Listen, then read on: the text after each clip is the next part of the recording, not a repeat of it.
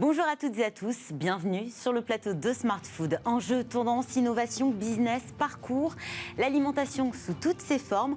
On en parle maintenant tous les jours sur Bismart. Au menu aujourd'hui, craquelin, ganache, pochage, flocage. Bienvenue dans l'univers de la pâtisserie. La pâtisserie qui est devenue un art sucré, qui connaît un engouement certain ces dernières années. Les chefs pâtissiers sont désormais reconnus au même titre que les grands chefs étoilés. Ceux qui étaient reclus dans les arrière-cuisines réfrigérées sont désormais sur le devant de la scène, à l'écran, dans les librairies, dans la rue, avec dans leurs assiettes à dessert des créations à faire pâlir nos bons vieux gâteaux au yaourt. Pour parler de cette renaissance, cette pâtisserie haute couture, ce qu'elle est devenue, j'ai le plaisir de recevoir Marion Tilou. Bonjour. Bonjour Fanny. Vous êtes la fondatrice de Honoré vous guide. Vous proposez aux particuliers et aux entreprises des formations à la pâtissologie, j'ai bien dit pâtissologie, à travers des parcours. La pâtissologie, en 2 mots, qu'est-ce que c'est ? Tout simplement, la pâtissologie, c'est l'art de la dégustation des pâtisseries en utilisant nos 5 sens. Donc très simplement, j'ai pris le parallèle avec l'œnologie pour le vin, mais en fait là pour les pâtisseries. Donc là, il s'agit simplement d'être en pleine conscience au moment de la dégustation et d'utiliser ce qu'on fait déjà inconsciemment, mais là, cette fois-ci, d'en prendre conscience des 5 sens, comment on les utilise. Et d'ailleurs, vous nous donnez quelques conseils dans ce livre, Oui. Comment j'ai dégusté mon gâteau, paru aux éditions First. J'ai le plaisir également de recevoir Franck Lacroix. Bonjour à vous. Bonjour. Vous êtes le rédacteur en chef du journal du pâtissier. C'est le magazine de référence de la pâtisserie française depuis 1978. Vous proposez chaque mois des articles sur l'actualité du secteur, mais aussi de très belles recettes. Mais il faut être professionnel pour les réaliser, c'est ce que vous me disiez. Oui, le journal du pâtissier est un journal professionnel qui est né grâce à la Confédération nationale des artisans pâtissiers. Donc le but, c'est d'inscrire la pâtisserie dans son histoire, son présent et son devenir. Parce qu'aujourd'hui, vous avez à peu près 4968 pâtisseries. Pour vous situer, vous avez 30 000, 32 000 boulangeries. Et depuis les années 1970, le principal concurrent du pâtissier, c'est le boulanger qui fait des gâteaux plus gros et moins chers. Alors justement, vous qui suivez cette évolution depuis des années et des années, comment expliquer le succès de cette discipline ? On a l'impression qu'on voit partout ces pâtissiers qui sont devenus stars sur les réseaux sociaux, à l'écran. Beaucoup ont ouvert leurs boutiques, qui ont pignon sur rue. C'est une renaissance de la discipline ? Oui, on peut dire qu'on peut même situer ça à peu près en 2000. 2000, Christophe Michalak rentre au Plaza Athénée et l'hôtel décide de mettre en valeur la pâtisserie de ce chef pâtissier. Donc c'est le chef de file de ce mouvement. Alors, avant, vous avez Pierre Hermé, bien sûr. C'est ça, pensez à lui. Il a commencé à défricher, il a ouvert ses boutiques, il a commencé à rentrer dans les plateaux, il a commencé à parler de pâtisserie haute couture ou de haute pâtisserie. Mais Michalak s'est introduit dans l'histoire grâce au Plaza. Il a commencé à faire une émission, une deuxième. Il y a eu un documentaire que je vous invite à le voir, La revanche des pâtissiers, qui montre tout simplement quoi ? Jusqu'à ces années-là, dans une brigade, le patron, c'est le chef de cuisine. Si jamais il n'aime pas son chef pâtissier, ça se passe très mal. Mais le chef pâtissier commence. Et d'un seul coup, on s'aperçoit que ces chefs pâtissiers, c'est des beaux gosses. Ça aide beaucoup. Les femmes sont 80% de la clientèle des pâtisseries, messieurs. Ensuite, ils disent des choses intéressantes et surtout, ils révolutionnent les pâtisseries en revisitant les classiques, en donnant de nouvelles formes, en donnant de nouveaux goûts, en allant chercher le yuzu, en allant chercher des farines bio. Aujourd'hui, c'est les cueilleurs. Et d'un seul coup, tout ça s'est mis en avant. 2010, le documentaire. 2011, Qui sera le grand pâtissier France 2 ? 2012, le meilleur pâtissier M6.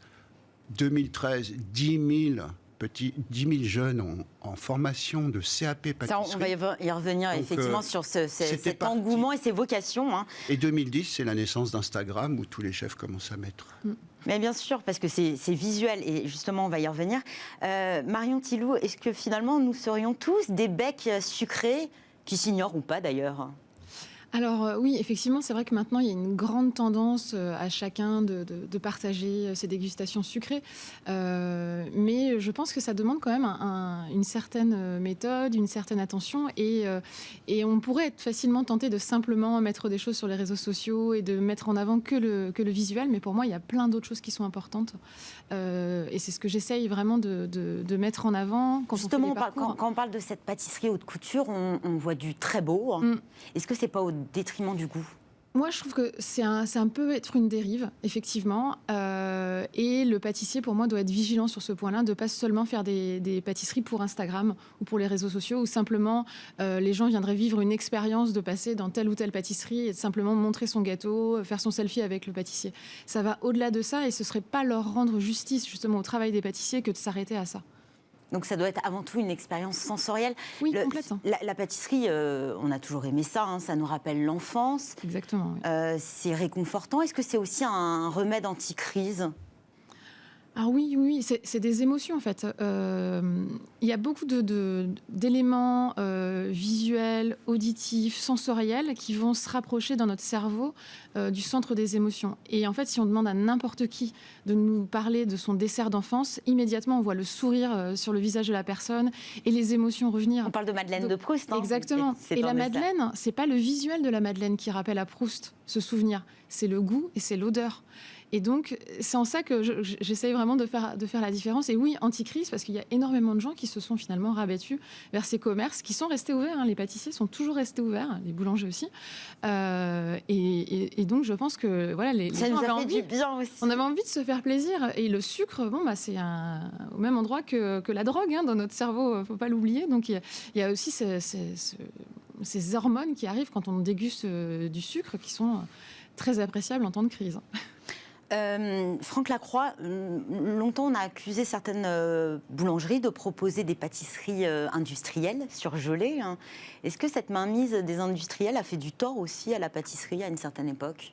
Alors, c'est vous qui l'avez dit. Hein. Moi, je connais surtout les pâtisseries. C'est ce que j'ai entendu dire, en tout cas. Hein. Oui, j'ai quelques souvenirs également d'enfance, mais...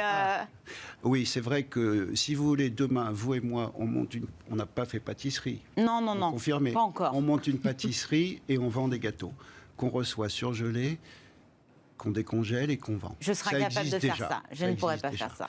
Mais j'ai vu des reportages où les clients étaient satisfaits. Parce que le souci... Oui, il y a du bon surgelé, hein, bien sûr. On a différents niveaux. C'est que la Madeleine de Proust, on a chacun sa petite Madeleine. Quand on était gamin, soit elle est industrielle, soit elle a été faite par un pâtissier. On a tous des goûts comme ça qui évoluent. Aujourd'hui, les Français sont des becs sucrés. Si on prend la restauration hors domicile, quand ils vont au restaurant, le midi, hein, par exemple, il y en a quand même 2 sur 3 qui privilégient le plat plus dessert. Pas entrée plus plat. C'est plat plus dessert. Pour vous situer, je prends uniquement un plat, en ce qui me concerne. Là où vous avez un Français sur 5 qui prend un dessert, vous avez que 1 Européen sur 10. Donc les Français, oui, sont vraiment becs sucrés. Et en même temps, on est les seuls et on est quand même les meilleurs. C'est-à-dire qu'on a 5000 pâtisseries boutiques. Vous allez aux États-Unis, vous en avez peut-être 500 à tout casser. Il reste l'Italie, qui a une tradition, la Suisse, où nous avons même des meilleurs ouvriers de France qui vont en Suisse.